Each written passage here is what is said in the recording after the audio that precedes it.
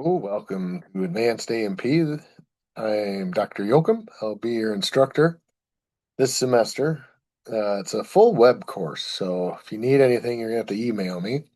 We have no set meeting times. So this is your landing page, Brightspace.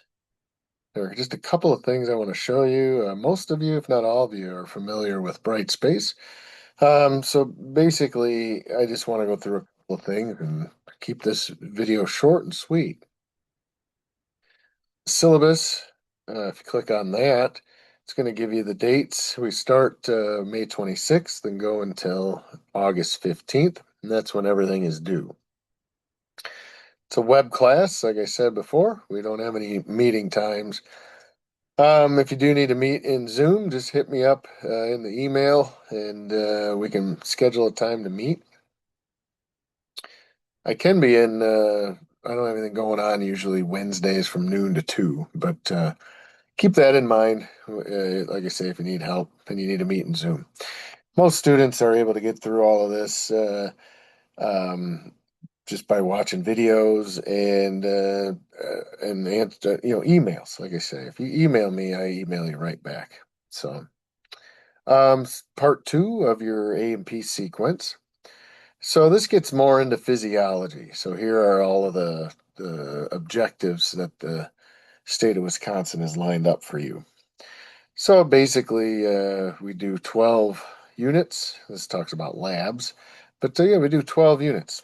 So um, you're going to use OpenStax potentially, and you definitely are going to need McGraw-Hill Connect, but different than general. If you had me for general, we use that quite a bit.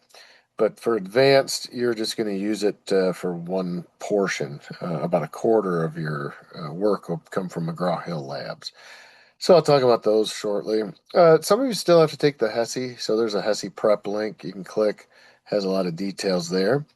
We've got AI usage. I have no problem with you using AI. So make sure you cite it as needed if you do use it. So anyway, you can look at that. It's increasingly used. We use it in the workforce all the time. So as you know. Again, this is a web course. We don't meet in person or in Zoom. Everything's complete in Brightspace or through McGraw-Hill Connect. Generally, you may spend 5 to 10 hours a week on your work. And again, everything's due by the 15th. I don't really have any due dates per se. There's a course calendar, which is right. Oh, there's a course calendar, which I'll show you shortly, that is going to have what you need regarding my recommended path.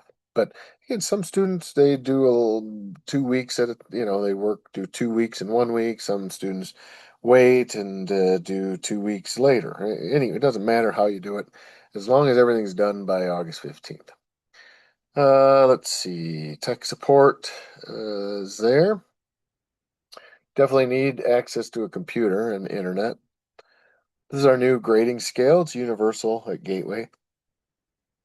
I think all of you need B minuses.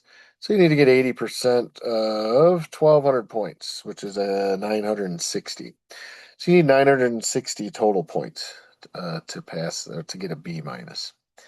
Okay. There are four things you need to do for 12 units. You're going to have a Padlet, a case study, some McGraw-Hill practice labs, and exams. So I'll talk about those later. Don't really have a late policy, like I say, very flexible. You just need to have everything done by August 15th. I submit final grades 48 hours after class, so by August 17th, the final grades will be at the registrar's office. Here's some dates that you need to be aware of. If you do need to withdraw, 7/29 is the last day to do that. Here's the calendar that I have. Like I said, you can follow it if you want. You don't have to. You can do this course however you want. Like I say, everything's got to be done by the 15th.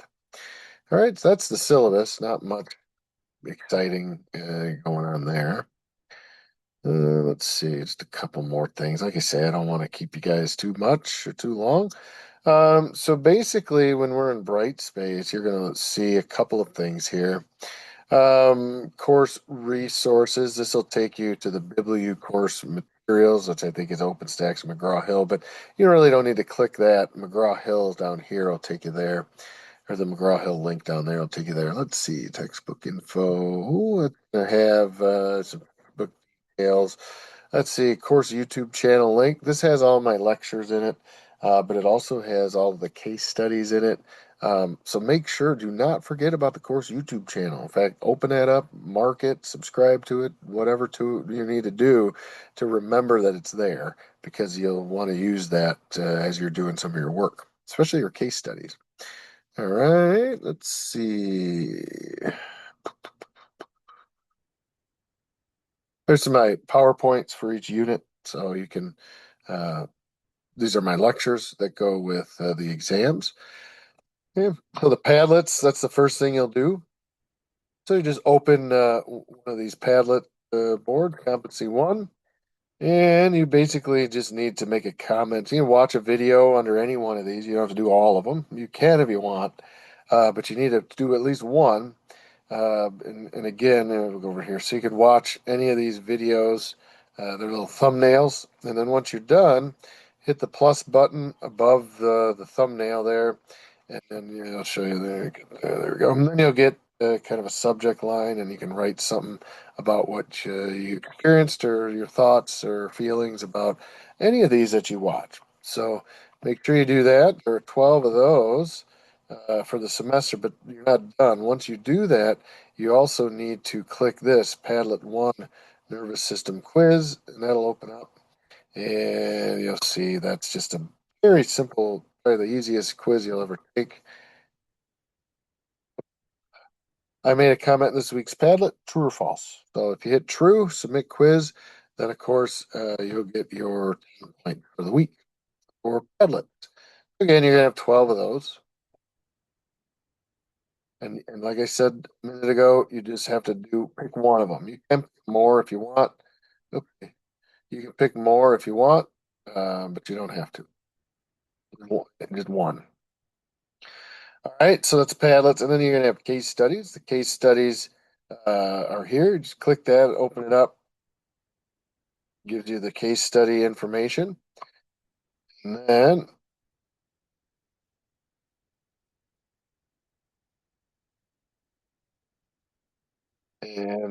let's see, case study, and then if you hit this, it has the question.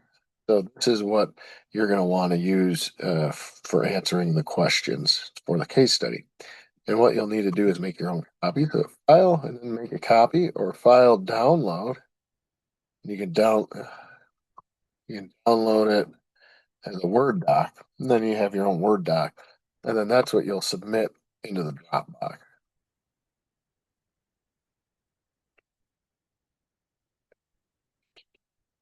All right. So those are the case studies. You have 12 of those as well. Those are 20 points apiece. There we go. Okay, so this is a Dropbox assignment. So just click that. It'll take you to here, and this is where you're going to upload it to the assignment or drag and drop it to whatever you want. There you go. You can drag and drop right into there. So drag it, drop it, hit submit, and you're done. Boop. Okay, so that is the case study. Like I say, you're going to have 12 of those as well, one for each unit. And again, in the course YouTube channel, you're going to find the information on the case studies. So if you have questions on how to do them or what the key details are, just go to the course YouTube channel and you'll find it. All right. Now, the next section is the McGraw-Hill Connect Labs. I have an email in to McGraw-Hill and to Bibliu. For some reason, I don't know if these are connecting properly. So when you open this, this is what you'll see. Now, when you click this, it should take you right to the lab. You shouldn't have to sign in. You shouldn't have to log in. You shouldn't have to do anything. It should take you right to the lab. For whatever reason, it's not. It's making you register for an account. It's making you pay or get the 2 week trial. Or so. By the time you're in here and watch this video, this may be fixed. Hopefully by the end of the first week, so a week from by June 1st, this should be fixed. So, and like I say, by the time you're watching this video, it may already be fixed. But like I say, you should be able to click that, and it should take you right to the lab. But I don't think it is currently. I think it takes you to a sign in and then register. And if you already have an account, which you do, because more than likely, you can use that, sign in, and then see where it takes you. But it may force you to do the 2 week trial. It's not supposed to. You're supposed to have full access. But because many of you already have had this course before or general before, they're from McGraw-Hill, it may work just fine. I don't know. So I know it hasn't been working for a few of my other courses so far this summer, so just bear with it.